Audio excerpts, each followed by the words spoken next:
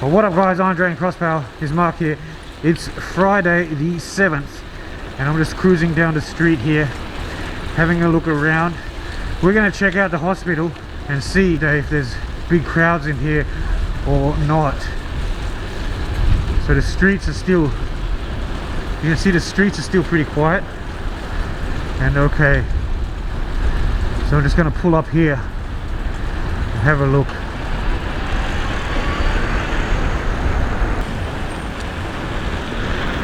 I cannot see.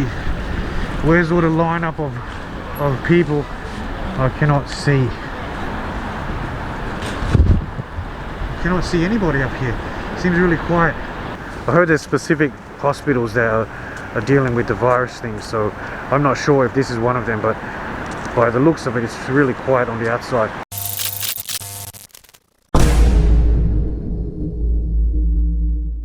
So let's check the scoreboard for today.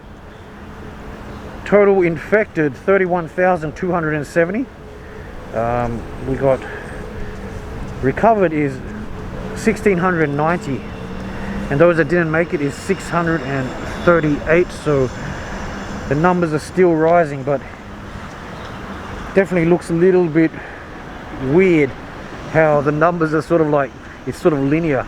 As before we were saying, is that the numbers, if it should be peaking, it should be going sort of like exponentially growing greater now, but it's sort of weird because every day now it just looks like the numbers is going up around 3,500 3,800 a day, so this looks a little bit weird.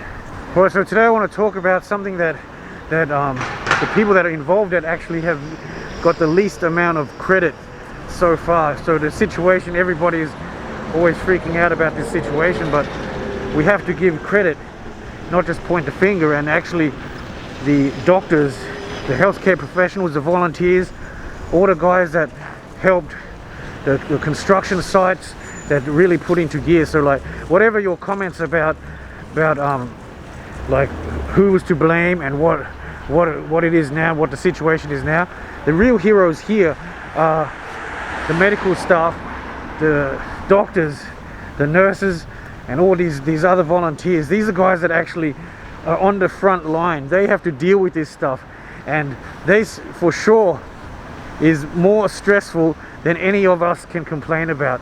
Our lives may be inconvenienced a little bit, but like some guys are really faced every day to deal with this thing. You can imagine for the last couple of weeks there's stories of people just working, facing all these issues and like these massive crowds and dealing with all these people coming in, and they have to serve them. Some guys haven't even slept. There's guys that haven't been slept. They're so stressed out. So our thoughts go out to you guys. Jayo. I know a lot of people that are in the medical industry, and being a doctor or anything doing a gig in the medical industry is really tough, because actually literally you can die, not dying just from the virus, but actually from like assaults from like patients or like actually family members. There's guys I know, there's guys I've trained before, that's also training for mixed martial arts or kickboxing for self-defense, because they said that actually this is not just to do with the incidents happen now. Even before, a lot of patients or family members, they go crazy. They blame the doctor for not doing their job. If one of their relatives get hurt or one of their relatives didn't make it, they just go crazy. So there's like these stabbings and there's fights and every kind of thing. So I can only imagine, like there's some stories that haven't been verified, but I can tell you that even without the virus, being a doctor is a really dangerous job. So another big news is actually the passing of a doctor. The doctor's name is Li Wenliang, and if you didn't know, back in the end of November, a group of doctors that actually found out about this virus, and they thought it was a new virus. So then they started to tell some of their friends, and they put it out a little bit, and then the police came around and questioned them, and then just like basically told them that, you know, you're disturbing the social harmony, and then shut up, dude, before we're gonna, you know, make you shut up. So basically everybody was quiet. So the police came and they said stop spreading rumors. Well, this doctor actually was the first guy that discovered this virus, and along with the other 7, I think there was another 7 or 8 doctors. All of them have now they all have the virus now. And just last night we heard news that he didn't make it. A lot of people were sad about that.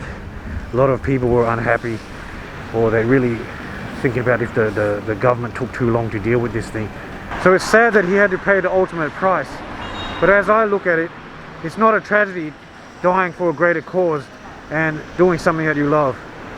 Before you were a doctor that only a few people knew, now you're a legend, man.